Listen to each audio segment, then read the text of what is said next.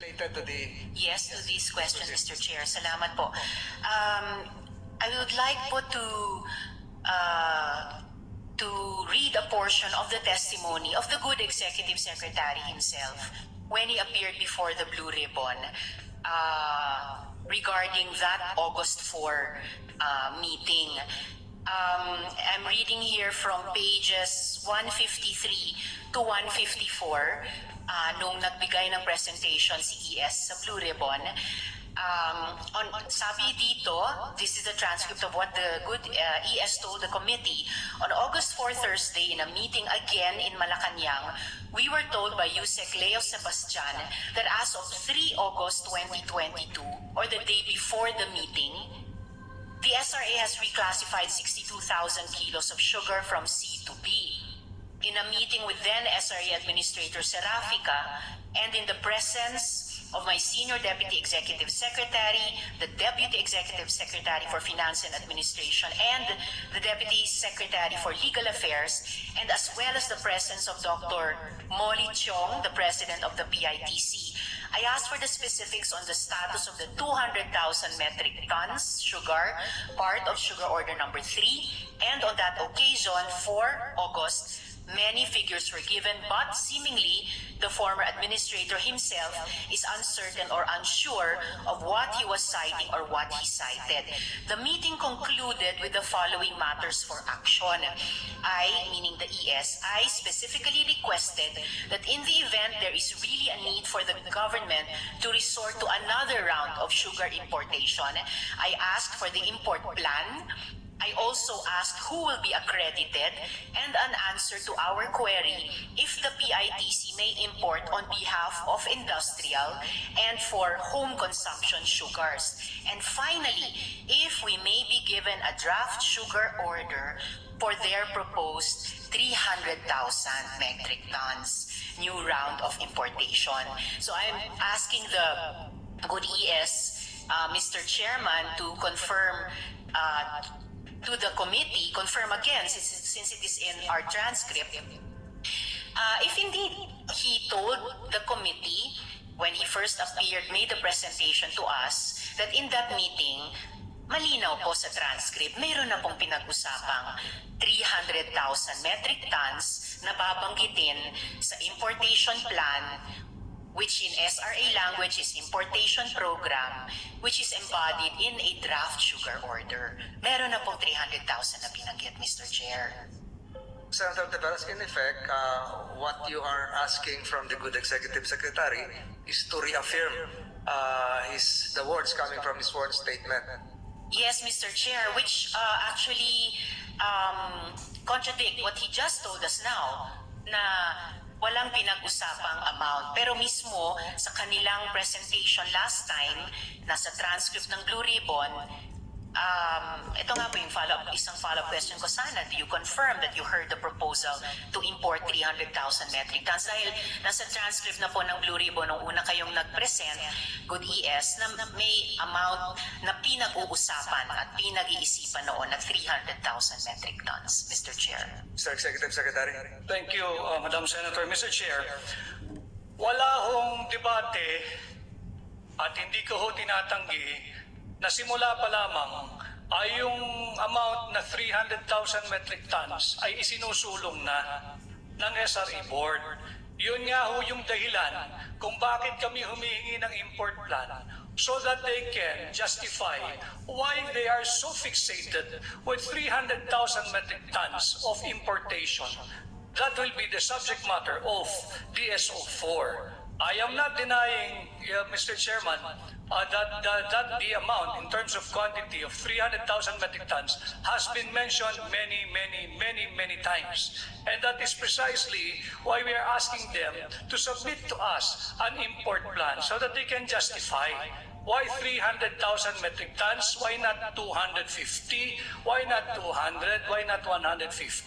Nandoon pa lamang ho kami, kagalang-galang na senador. At yes, I affirm, lahat po ng nakalagay doon sa transcript is essentially the same as what I have written here in my notebook, that the meeting concluded with the following matters or action. Number one, the import plan. Two, kung sino ho yung ma-accredit at kung masagot nila yung katanungan kung maaari bang mag-import mismo ang PITC on behalf of the industrial and for home consumption. At yun nga ho, yung draft sugar order for the proposed 300,000 metric tons. Again, bakit po 300,000? Because that amount, that quantity, ay galing po sa kanila paulit-ulit yan. But we will rely essentially on the import plan if they can justify it or if we ourselves can be convinced na kinakailangan nga 300,000 metric tons ang ating iangkat. Dagdag ko lamang ho, para lang din po siguro klaro, wala rin naman hong debate kung dapat tayong mag-angkat o hindi. Dapat po tayong mag-angkat. Nahinto lamang po kami, Your Honors, kung magkakano in terms of quantity yung ating dapat iangkat. Mr. Chair. Yes, of course. Yes, of course. Thank you, my dear colleague. So, ang lumalabas sa Executive Secretary, bukang bibig lang SRA yun. Yung 300,000. They kept mentioning it in the meeting. Tama po yun, Mr. Senate President. Tama po yun, Your Honor, na yung 300,000 metric tons, hindi po nanggaling sa amin yung amount na yan. At kami nga ay nagtatanong bakit 300,000 metric tons. And again, I saw it also in my notes that in the meeting held on August 4 in my office, Your Honors, ang sinasabi nga namin, pinag-uusapan namin noon nung dating administrator ng SRA na si Mr. Administrator Serafica, can you just please show us paanong naubos o yung liquidation ng 200,000 metric tons? In fact, ang tanong ko ho noon, yung 200,000 metric tons pa, lahat yan ay landed. Ang sagot po, 62% yan ay landed. And we computed more or less 130,000. Nasaan yung kulang na 70?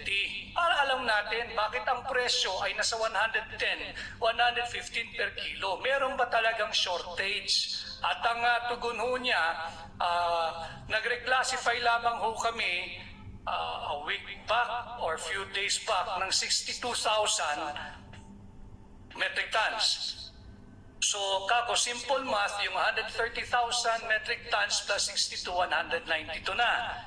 At saan ngayon mapupunta yung binabanggit ninyo na meron pang 35,000 metric tons in transit papunta sa isang warehouse for reclassification? Put them all together, 130 more or less, 62,000 metric tons more or less, plus yung 35,000 na sinasabi mo, kako, sobra tayo sa 200,000 metric tons. Sabi ko sa kanya, yan ang mga importanteng detalye na gusto sanang makita ng Pangulo bago tayo mag-finalize kung magkakano, again, in terms of quantity, yung dapat po nating i-import, Your Honors, please. Mr. Chair, one follow-up question about this particular. Then the Senate President would like to interject. Yes, Mr. Chair. As the SP and I have both noted, kinonfirm ni ES na may pinag-usapan at pinag-iisipang amount na 300,000 metric tons dun sa pulong na iyon noong August 4. As the ES also confirmed earlier and recorded already in the transcript of the Blue Ribbon, there was an instruction to the SRA to draft an import plan, which is an import program, which is a draft sugar order. Huling follow-up sa puntong ito, ES, was there any opposition mentioned in that meeting to the proposal to import 300,000 metric tons? Sabi nyo nga po kanina, ES, ito yung proposal, ito yung rekomendasyon ng SRA. Sabi po nila, batay sa mga rekomendasyon ng mga stakeholders. But in that meeting po, was there any opposition expressed by the good ES or the President or any other person participating to the proposal to import 300,000 metric tons of sugar, Mr. Chair? Yes, Your Honor. May opposition po at ang opposition ho mismo ay galing sa amin. Yun nga ho yung sinasabi namin, bakit 300,000 metric tons yung pilit ninyong binabanggit na amount of importation. Kaya nga po, let me be respectfully, let me be very clear again, that is why we were asking for an import plan. yung import plan nandun po sana yung detalye. And then, pati nga ho yung mekanismo, dahil sila naman ho talaga ang nakakaalam, paano ba yung accreditation ninyo ng trader na pwede mag-import, paano yung distribution ninyo ng X amount of metric tons, paano magkaanong in terms of quantity kay trader A, B, C, D, E, o kung pwede ang industrial user mismo diretso mag-import.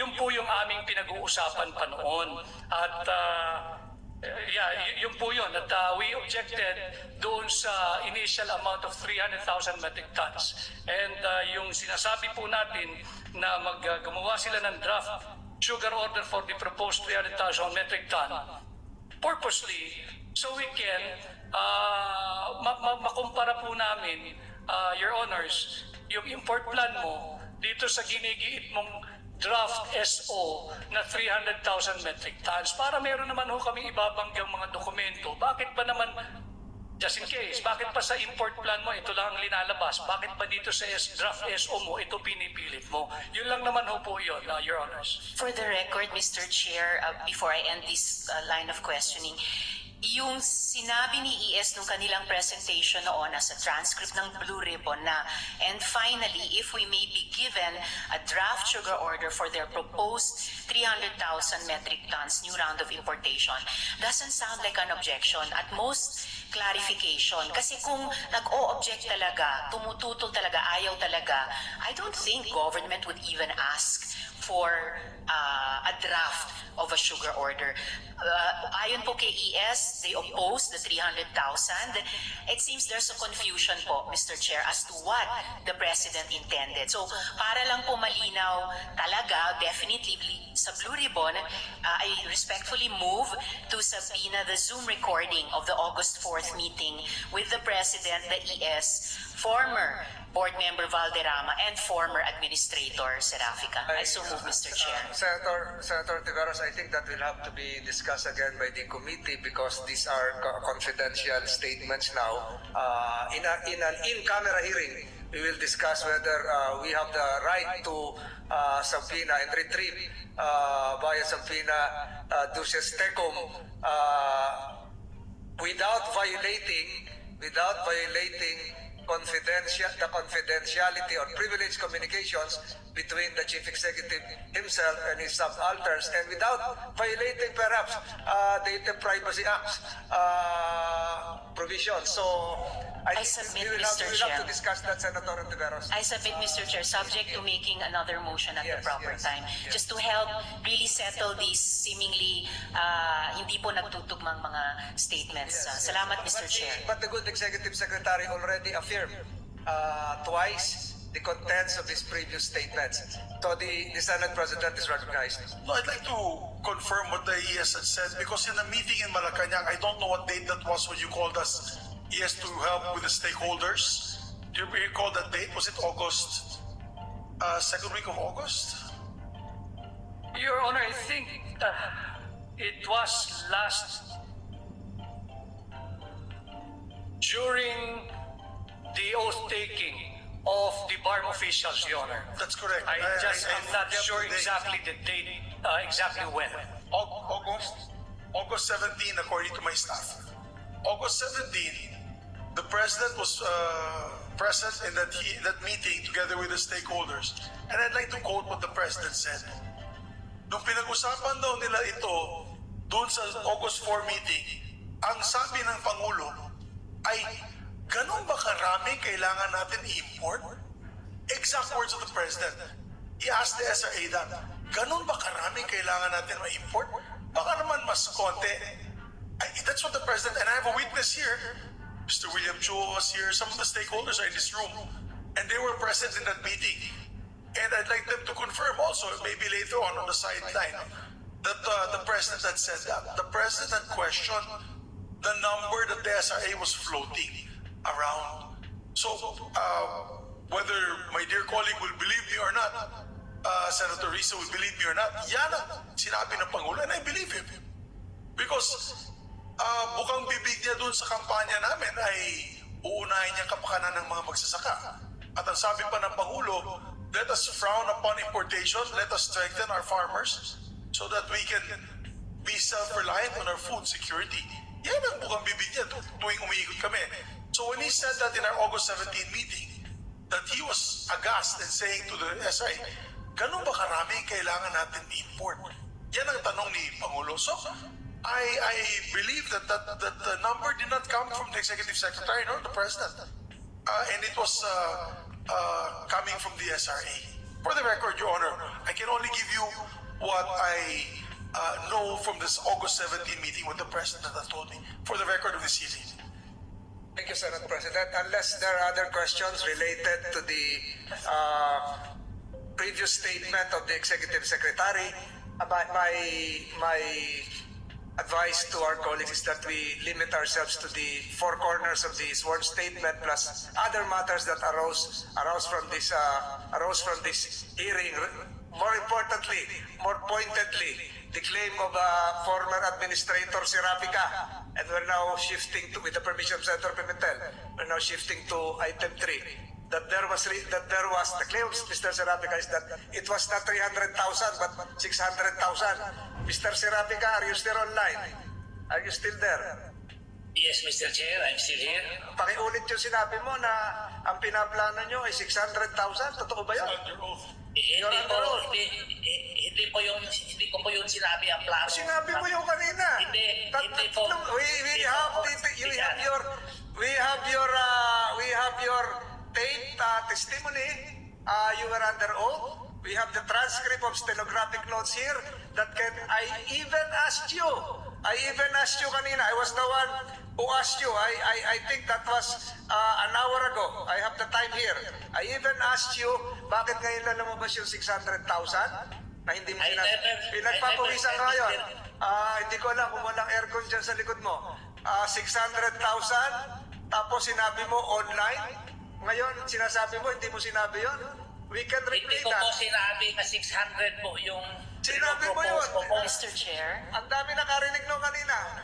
I categorically deny that there was an instruction from the President to even consider or to import 600,000 metric tons of sugar for SO4. Wala hong ganong pronouncement or wala hong ganong kautusan ang Pangulo. Ulitin ko ho, kaya po nandoon kami na hinto sa import plan, gustuhon niyang makita, tama ba na 300,000 metric tons ang ating i-import? Thank you for that information. I hope that the media picks up also the answer of the Executive Secretary as he was part of that meeting. Let's not put malice on that statement of Serafica because, you know, we don't want to damper a very successful state visit, and I myself truly do not believe it. I go with the statement of Mr. Lamata that he is lying. Sorry to be filed, let us file them so that they have their day in court, and I think that would be the best. If they feel that there's malfeasance, misfeasance, any violations of the Graft and Corrupt Practices Act, let us come up already with the findings, Your Honor, and proceed with the filing of the cases.